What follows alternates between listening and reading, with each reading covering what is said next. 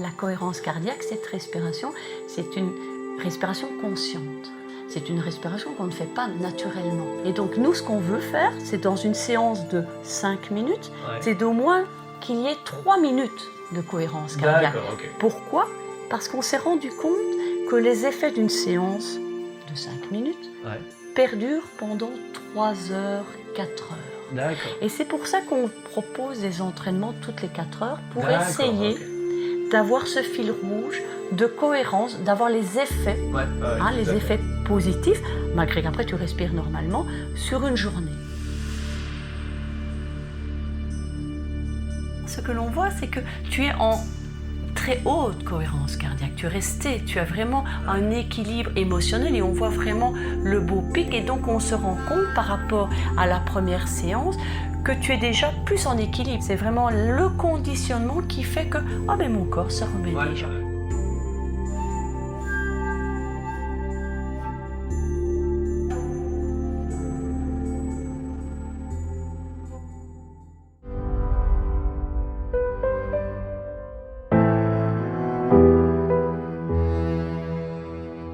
Je suis Pierre Beaupère, cavalier professionnel et professeur de dressage, auteur de livres et de DVD, et je suis parti avec mes chevaux à la rencontre des plus grands cavaliers, entraîneurs et artistes équestres, mais aussi de tous ceux qui peuvent nous aider à évoluer en tant que cavalier et en tant qu'être humain.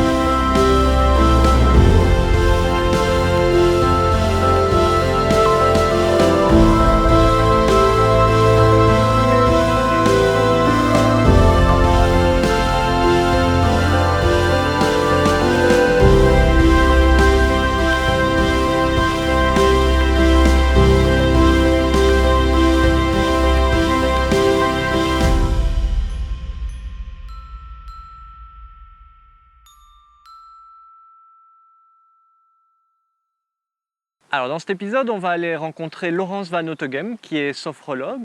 Et j'ai rencontré Laurence et j'ai commencé à travailler avec elle à peu près 1 an avant le début du projet Évolution. Et ce qui m'intéressait, dans la sophrologie, c'était de travailler sur le corps, sur la décontraction aussi, d'aller plus loin sur ces 2 aspects-là. Et aussi sur le travail de la respiration qui m'a toujours fasciné. Et d'autant plus ici dans sa relation avec la respiration du cheval, comment on peut calquer sa respiration sur la respiration du cheval et inversement, comment le cheval peut être influencé par notre respiration et par le rythme de notre respiration. Donc moi je vous laisse regarder l'épisode avec Laurence et pendant ce temps je vais continuer à enregistrer avec Topkapi et mes robots caméras la vidéo d'exercice à faire à cheval qui est disponible pour ceux qui sont abonnés au projet Évolution. A tout à l'heure. Bon Laurence, un tout grand merci d'abord de me recevoir aujourd'hui et d'avoir participé au projet. Moi je venais te voir parce que ce qui m'intéresserait c'est qu'on puisse essayer de mettre en place ensemble un rituel qui soit le plus rapide possible et le plus efficace possible et qu'on puisse mettre en place avant d'approcher les chevaux.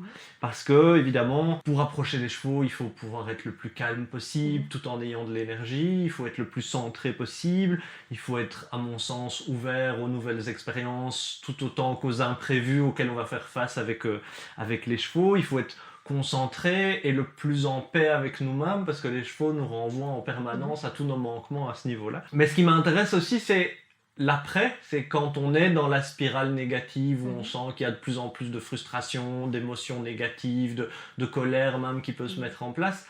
Comment est-ce qu'on peut en amont se préparer pour éviter ça au maximum et surtout une fois qu'on sent que cette frustration ou ces émotions négatives commencent à monter, voir si la sophrologie peut nous apporter des outils qui permettent d'interrompre cette spirale négative où on sent que ça va aller de plus en plus mal.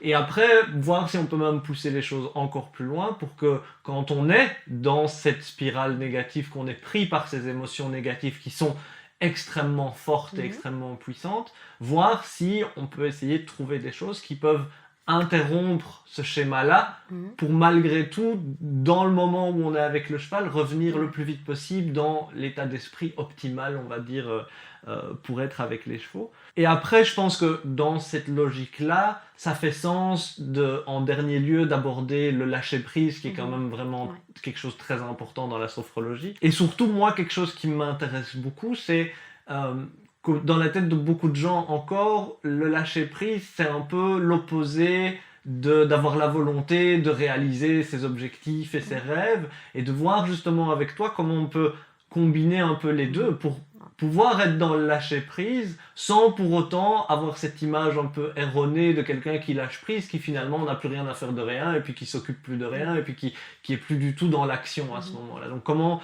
trouver l'équilibre entre lâcher prise et être dans l'action pour quand même avancer vers ce qui est important pour nous et vers nos objectifs et nos rêves, quoi.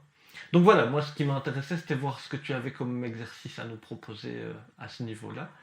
Ok, alors moi je voudrais faire une toute petite parenthèse avant, donc c'est de se dire, tiens, quel serait le fil rouge, la philosophie, c'est-à-dire que si la sophrologie, elle a comme objectif, ou elle essaye de tendre en équilibre entre le corps, le mental et les émotions, c'est intéressant aussi de se dire, oui, mais il y a le corps.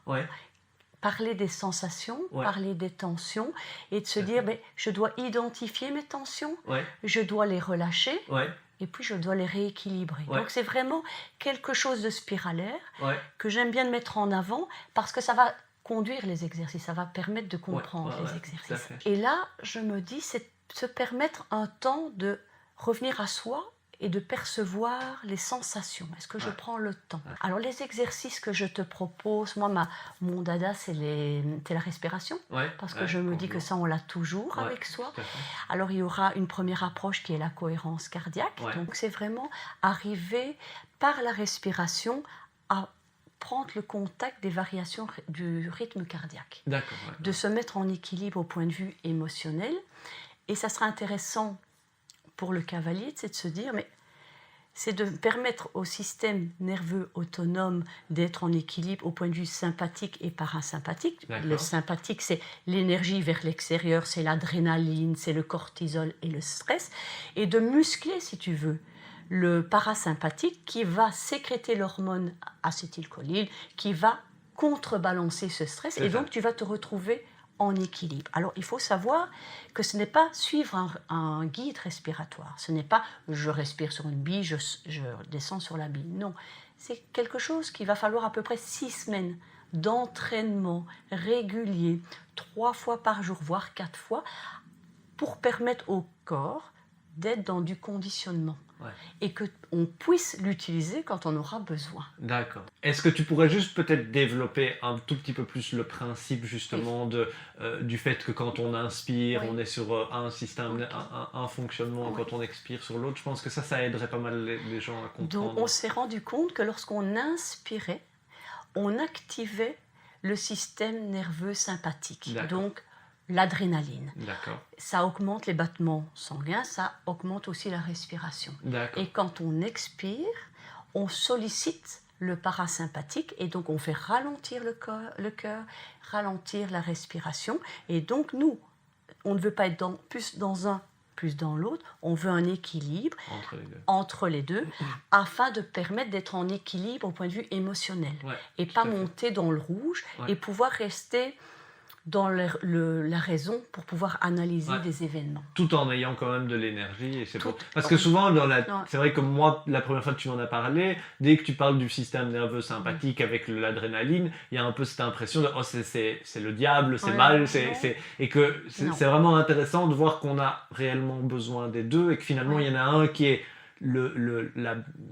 plus d'énergie et l'autre qui est plus de repos, plus de décontraction. Et de repos et de reconstruction. Et de reconstruction. Et c'est ça tout à fait. l'important. Ouais. Et quand on dit équilibre, ça ne veut pas dire je suis trop calme, parce que sinon ça voudrait dire je fais de la méditation. On C'est n'est ça, pas dans la ouais. méditation. C'est ça. Si tu muscles trop, si tu travailles trop le parasympathique, mais là ça sera le yoga, ça sera C'est la ça. méditation, mais ça c'est pour un autre usage. Ouais, Tandis tout que à fait. nous, ce qu'on veut, c'est d'arriver à ne pas être trop dans le stress. Ouais. Et donc on trouve un équilibre entre les deux. Entre les deux. Et ouais, c'est ouais. ce qu'apporte la cohérence cardiaque, Tout à parce fait. qu'elle va, par sa respiration, 5 secondes inspirée, 5 secondes expirée, elle va permettre une fréquence de 0,1 Hz qui va permettre au cœur de se calmer. De se calmer. Ouais. Et quand on est dans cet équilibre, mais on est prêt à envisager un exercice, un C'est ça, concours. ouais. C'est vraiment une préparation. C'est une à la préparation. suite, quoi. Et c'est le fil rouge Ouais. de tout entraînement. Parce que c'est comme un athlète, ça se travaille tous les jours. Ouais. Il ne faut pas croire que c'est miraculeux. Ouais, Il faut ouais. que le corps s'habitue. Ouais. Et on va le voir Ouais. avec le cadran. On va voir qu'on ne rentre pas directement en Ouais, cohérence Tout à fait, cardiaque. ouais, ouais. Donc, voilà. Et que petit à petit, avec l'entraînement, Oui. moi je me suis rendu compte que Ouais. tu rentres de plus en Ouais. plus vite dans, Ouais. dans ce moment où tu te Ouais. sens posé et où c'est assez spectaculaire de sentir dans le corps comme il y a Ouais. des espèces de vibrations qui Oui. peuvent se mettre en place au moment où on est pile poil en harmonie. Je voulais juste, avant qu'on commence, poser juste une question. Est-ce que il y a un intérêt, puisqu'on l'a fait dans Ouais. certains exercices de respiration, d'aller plus dans un sens ou plus dans l'autre? Oui. Tu vois, au lieu d'être 5-5, Oui. 5 secondes inspirer, 5 secondes expirer, Mhm. est-ce que décaler une inspiration plus longue ou une Ouais. expiration plus longue peut avoir un intérêt ou non? Et on le verra tout à l'heure, je te ferai faire D'accord, d'autres ok. exercices. Si j'augmente l'inspiration, je vais activer, je vais être dans l'énergie. Si je C'est sens ça, ouais. que je ne suis pas à l'aise, je suis un peu Fatigué, fatiguée. un peu mou, ouais. Maintenant, si je trouve que je suis trop énervée, je vais allonger l'expiration pour me permettre un retour au calme. Ouais, ok, Ça va? parfait, super. On va y aller. Donc Allez, tu vas mettre allons-y. le capteur à ton oreille.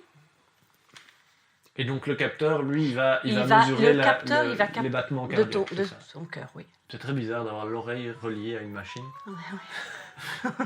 Tu vas inspirer quand la boule monte et tu vas expirer quand la boule descend. Ici, on voit le rythme cardiaque. Tu as une moyenne de 67, mais pour l'instant, tout va bien. Tu ne t'intéresses à rien. Tu ne fais que suivre le guide. Et je démarre l'enregistrement.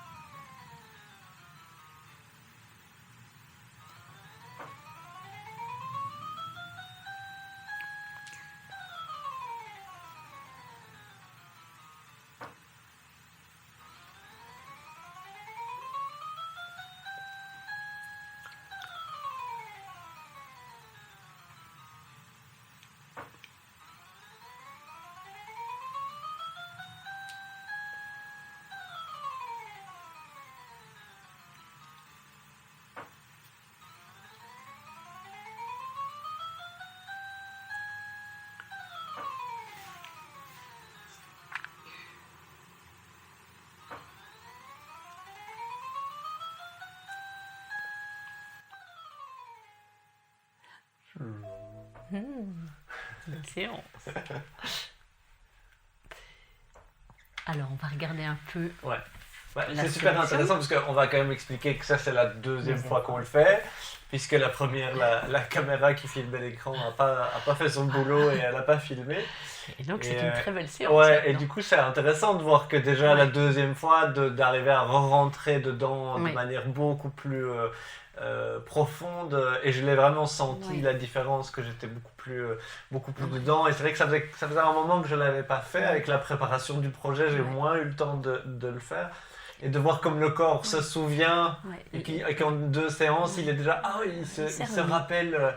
Oui, parce Ça, que c'est- ta séance est mieux. Et donc, ça veut dire que ton corps s'est remis dans le Ouais, conditionnement et tout tu à fait. bénéficies aussi des effets de la première Ouais, séance. de la Donc, première, tu as déjà complètement. ici. Finalement, c'est une bonne chose Ouais. qu'elle n'ait pas filmé correctement, qu'on en ait refait une. Et donc, ici, qu'est-ce qu'on voit? On voit vraiment, ce que l'on voit, c'est que tu es en très haute cohérence cardiaque. Tu es resté, tu as vraiment un équilibre émotionnel et on voit vraiment le beau pic sans trop où on tire d'un côté ou de l'autre le sympathique ou le parasympathique. Tu étais vraiment Ouais. toujours en point de vue cohérence cardiaque et donc on se rend compte par rapport à la première séance que tu es déjà plus en équilibre parce qu'il y a eu la préparation et il y a tout ce stress qui vient en Ouais. amont et donc de se dire que tiens, quand je réactive un petit peu, c'est vraiment le conditionnement qui fait que mon corps se remet déjà. Et c'est ce qu'on veut. On veut que lorsque on a un stress, quand on a une compétition, le petit quelque chose nous remet directement dans cet équilibre-là. Et donc c'est vraiment ça le travail de fond, je pense, qui est important, que si on veut arriver à quelque chose, si c'est vraiment quelque chose où on sent qu'on est trop stressé, qu'on veut mettre un outil de fond, on le voit ici vraiment, je ne sais pas si on verra dans le corps, les deux séances, mais c'est intéressant de se dire, c'est la même personne à 1 minute d'intervalle, voilà les résultats. Alors ce qu'on va voir maintenant, c'est la séance précédente de cohérence cardiaque qu'on a enregistrée quelques minutes avant la séance que vous venez de voir et que la caméra n'a pas filmée. Mais je trouvais que c'était vraiment intéressant de vous la montrer malgré tout parce que j'ai été distrait au milieu de la séance et on va le voir de manière très très nette sur le graphique que je suis sorti de la cohérence cardiaque et c'est ce qui va permettre à Laurence de nous expliquer encore quelques notions importantes par rapport à cet exercice. La cohérence cardiaque, cette respiration, c'est une respiration consciente. C'est une respiration qu'on ne fait pas naturellement. Et donc, c'est normal que de temps en temps viennent se mettre des choses qui passent parce que c'est l'environnement, c'est notre adaptabilité. Et donc, nous, ce qu'on veut faire, c'est dans une séance de 5 minutes, c'est d'au moins qu'il y ait 3 minutes de cohérence cardiaque. D'accord, ok. Pourquoi ? Parce qu'on s'est rendu compte que les effets d'une séance de 5 minutes perdurent pendant 3 heures, 4 heures. D'accord. Et c'est pour ça qu'on propose des entraînements toutes les 4 heures pour essayer d'avoir ce fil rouge de cohérence, d'avoir les effets, les effets positifs, malgré qu'après tu respires normalement, sur une journée. D'accord, ok. Et ce que nous, quand un athlète vient pour s'entraîner, on s'entraîne pour qu'il soit directement en cohérence cardiaque. Parce que là, on voit que toi, tu as l'habitude.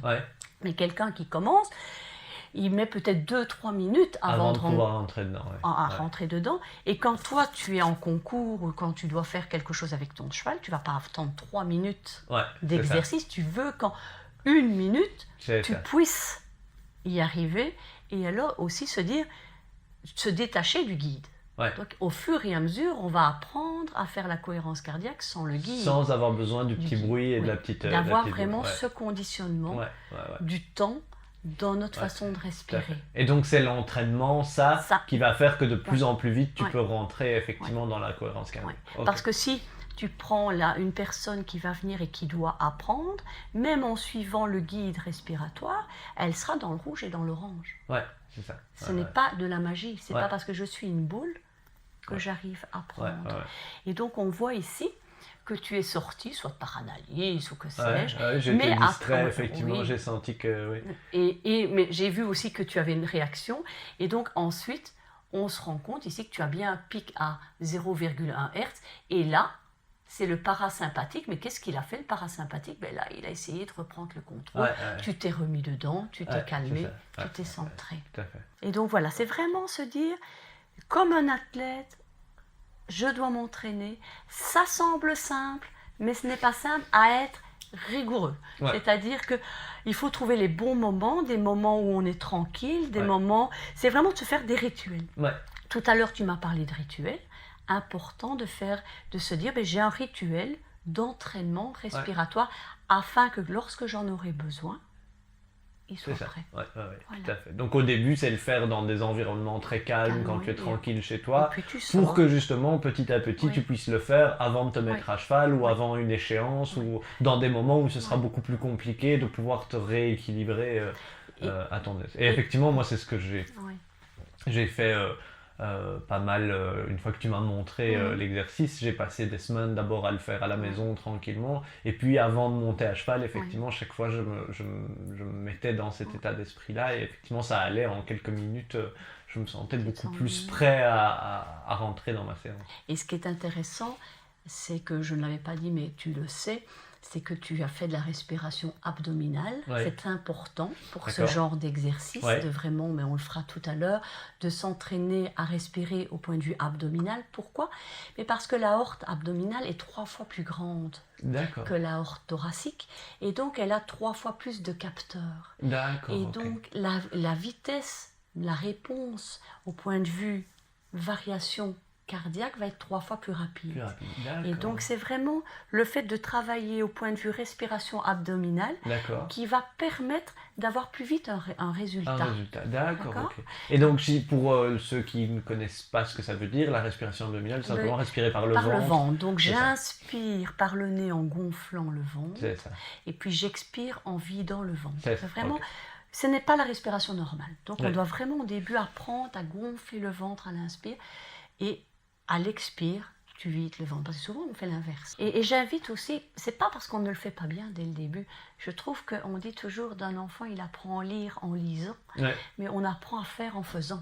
Même si ce sont des balbutiements, se dire, je me fais mon rituel, même si je suis peut-être pas totalement en cohérence cardiaque, je commence à mettre déjà un rituel avant, peut-être quand je prépare mon cheval, peut-être je prends un moment sur mon cheval, parce qu'on peut le faire n'importe où. C'est la force de la respiration. Tout à fait. Et juste pour que tout le monde puisse appliquer ça, il y a des applications pour les téléphones portables qui existent. Il y a des applications pour Android, il y a des applications... Tu as des noms de quelques-unes? Respiro Pro et Respiro Guide pour tout ce qui est Android, et il y a le Respirelax pour Apple. D'accord, super. Je mettrai de toute façon les liens dans les commentaires. Et c'est gratuit. Il y en a qui sont gratuits. Donc ça ne demande pas un budget. Tout à fait. Tu vois? Exactement. Bon, évidemment, si on veut avoir un suivi, il faut venir en cabinet, mais on peut déjà le faire. Et puis, on sent les choses. On commence à sentir des transformations. On peut arriver à mieux dormir. On est moins stressé. Donc, il y a des choses qui s'installent où on n'a pas toujours besoin d'un contrôle d'une machine. On peut le faire sans contrôle. Impeccable.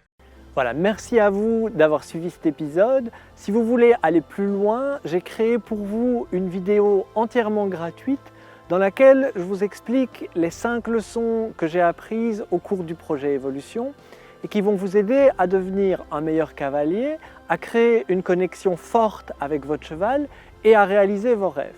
Donc pour voir la vidéo, je vous retrouve sur projet-evolution.com ou en cliquant sur le lien qui est dans les notes de cette vidéo. Et je vous dis à très bientôt et surtout un immense merci.